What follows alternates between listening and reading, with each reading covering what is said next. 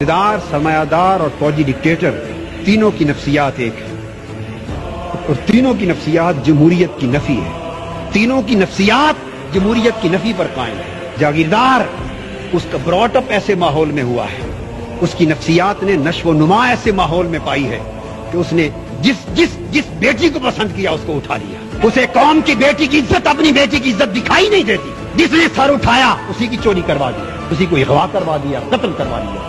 وہ جاگیردار جس کی نفسیات اس ماحول میں بنی ہے، جب وہ پورے ملک کا اقتدار لیتا ہے تو وہ پورے ملک کو اپنی جاگیر کے طور پہ چلانا چاہتا ہے۔ سرمایہ دار اس کی نفسیات یہ ہے، وہ پورے ملک کو اپنی انڈسٹری کے طور پر اور فاؤنڈری کے طور پہ چلانا چاہتا ہے، پورے ملک کو انڈسٹری بنانا چاہتا ہے۔ اس لیے کہ سرمایہ دار نے پوری زندگی ایک ہی سبق سیکھا ہے، ایک ہی سبق سیکھا ہے کہ دنیا کا کوئی کام پیسے کے بغیر نہیں ہوتا اور کوئی کام ایسا نہیں جو پیسہ لگائیں تو ہو نہ سکے۔ ایک ہی اصول ہے اس کا، وہ ہر ایک کو خریدنا جانتا ہے، ایک چپراسی سے لے کر بجلی کے لائن مین تک، ایک آئی ٹی او سے لے کر انکم ٹیکس کے کمشنر تک، اس نے ہر ایک کو پیسے سے خریدنا سیکھا ہے۔ جب وہ ملک کے اقتدار پہ آتا ہے وہ سارے ادارے پیسے سے خریدنا چاہتا ہے، اس سے پورے کے پورے ملک کا سسٹم تباہ و برباد ہوتا ہے۔ اس کے ذہن میں بھی جمہوریت کی نفی ہے۔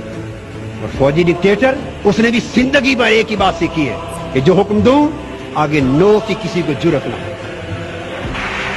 جب وہ اقتدار پر آتا ہے تو وہ پورے ملک کو بٹالین کی طرح چلانا چاہتا ہے۔ 48 سال میں ملک کی زمان اقتدار بدل کے ان تین طبقات میں رہی۔ یہی وجہ ہے کہ چہرے ہی بدلتے رہے ہیں، نظام نہ بدلنا تھا نہ بدل سکا اور نہ بدلے گا جب تک اقتدار کی کرسیوں پر جاگیردار، سرمایہ دار، وڈیرے قابض ہیں۔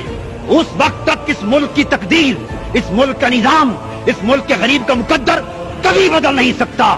اگر غریب کو اپنا مقدر بدلنا ہے تو اقتدار ان سے چھیننا ہوگا، ان ایوانوں سے ان کو نکالنا ہوگا۔ انقلاب نعروں سے بھی نہیں آئے گا، انقلاب خون مانگتا ہے، خون مانگتا ہے، انقلاب قربانیاں مانگتا ہے۔